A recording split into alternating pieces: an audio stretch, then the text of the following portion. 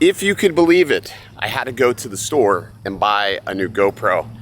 All of my GoPro batteries were completely dead. They wouldn't take a charge. I haven't used a GoPro in forever, ever since I switched over to the DJI Action 4. Haven't used a GoPro, so I actually ended up picking up this. This is the Hero 12. Today, I have a bad idea.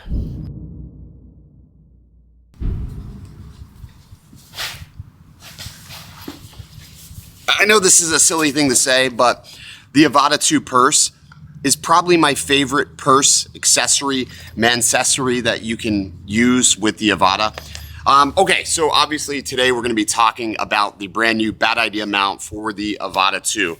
We're gonna talk about whether or not you should be mounting a GoPro to the Avata, given the fact that the camera is so much better than previous generations. I'm gonna show you how we installed it. I'm gonna talk about the design and what we changed with this version versus the previous generations. But first, how do these ducks look? These are red rum. I think I'm gonna release these. I think they look way better than the other reds, but I don't know. What do you think? All right, so first things first, let's talk about the brand new mount. So this is it. This is the Avata 2 bad idea mount. We made it to where it was a lot slimmer, contoured better to the body. The biggest things that we changed with this version was that we don't have any issues when it comes to GPS. We still have indicator lights. The main goal of this was to be able to keep your GoPro or action camera out of the frame of the drone. So we didn't want to capture any of the drone in the frame. And we also wanted to minimize any sort of vibrations that you could get in the footage, whether you're filming at 24 frames or you're filming at 30. Alrighty, so I was gonna install the mount over there, but this lady walked up and just was singing randomly, and that wouldn't work out very well. All right, so first things first, if you are gonna buy this kit, it does come with the T5 Torx bit. I ended up having to purchase one from Ace Hardware because I'm waiting for our Torx bits that are gonna be included with the orders to arrive. DJI switched to the Torx bit. Can you shut the fuck up? Can you shut the fuck up? DJI switched over to a Torx bit in this version, and I can only assume it's because they really don't want people tampering with it. Not confirmed, but it would all have to ultimately appear that way. All right, so we're gonna reuse these two back screws here to make this work. Again, we're gonna use a T5 Torx driver, just like this. We're gonna simply take these two back screws out. Now, the best part about this mount is you can reuse the screws, and I'm just gonna set them here.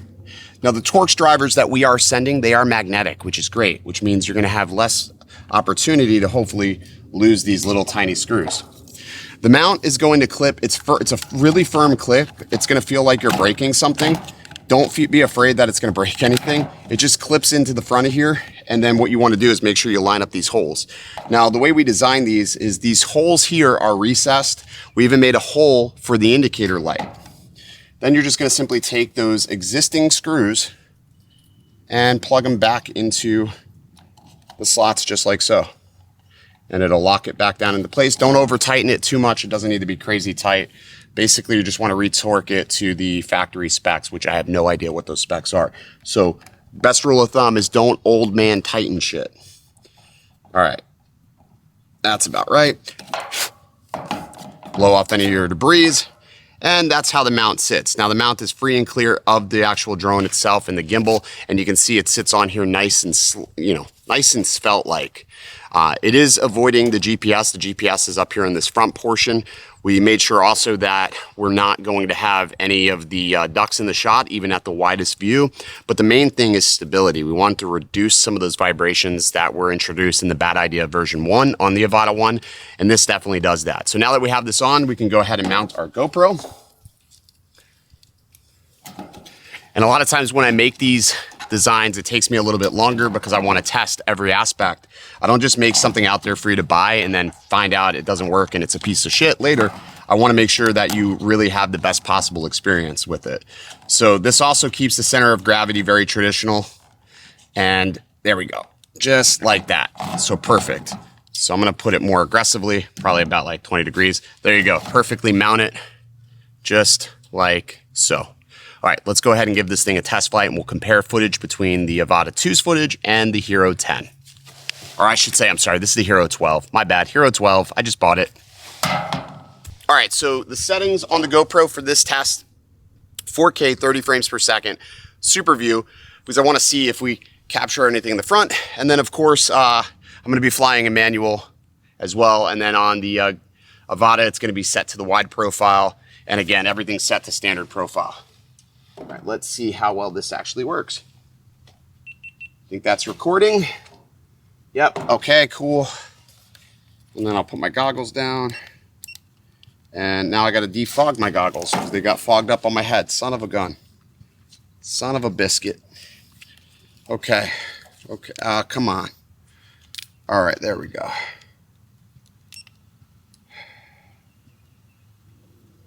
Oh, diopters were a little goofy.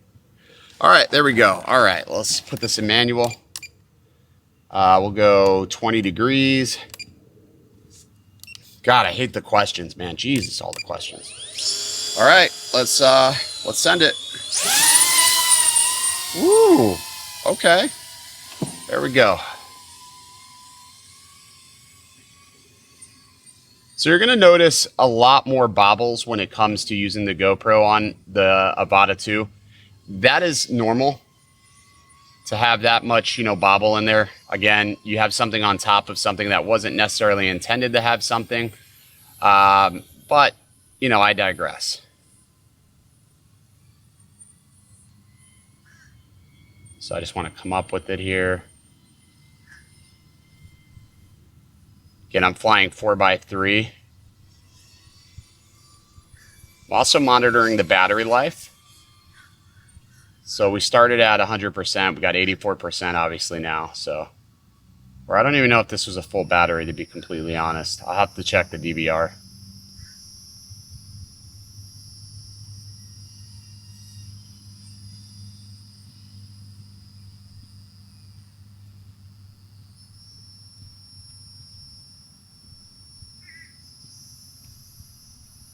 It's a dry lake at this point. Wow, there's no water in this lake. There used to be water.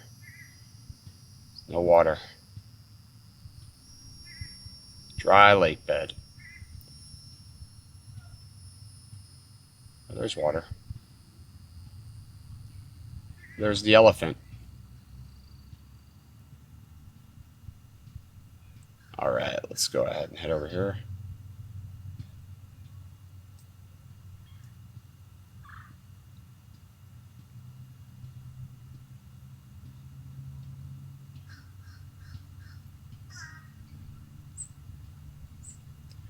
It is a little bit windy.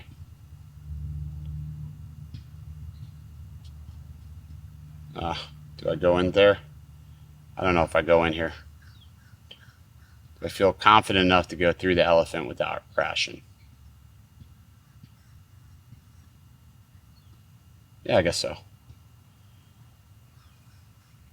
It's an agility test now. So we're at 71. We've been flying for 2 minutes. So already we're seeing better battery results, better performance. I could tell it flies better than the Avata 1 with the GoPro attached already.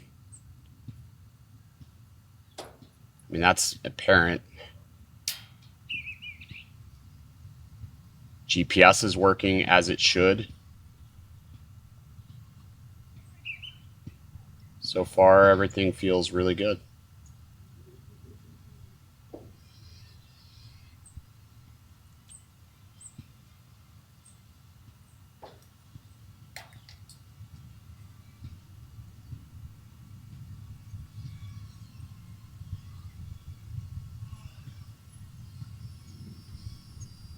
It sounds less angry too.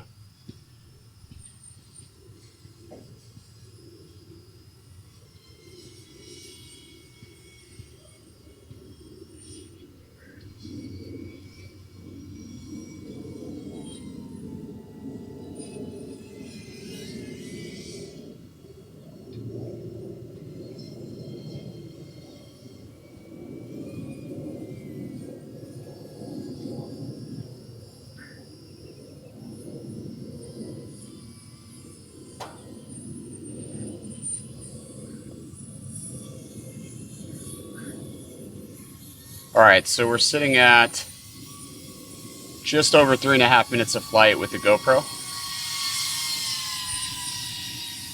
And this thing, I don't see any issues. I wouldn't say it would be able to do acro, but damn, can you get some aerodynamic shots in here. That was pretty good, I'd say.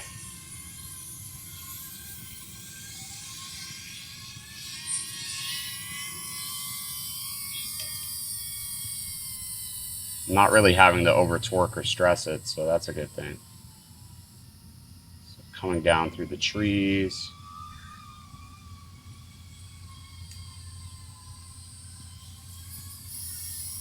The hell's Ryan?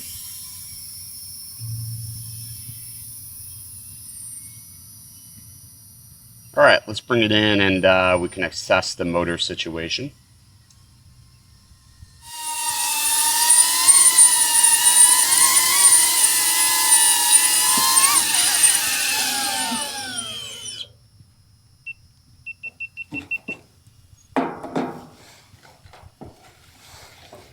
Motors aren't even hot, not even close. Perfectly fine. Alrighty, overall, pretty impressed with the way the Avata handles having a payload on top of it. I think this did pretty good. It definitely did better than the first generation Avata, even though, like I said, I feel like DJI really doesn't want us tampering with this. If you look all over the drone, there are tamper-proof screws down here at the bottom where they actually have some like glue on top of there, so they'll know if you modify or tamper with it. Luckily enough, up here at the top, they didn't have any tamper-proof screws, so removing those screws and reusing this won't void any warranties, so to speak.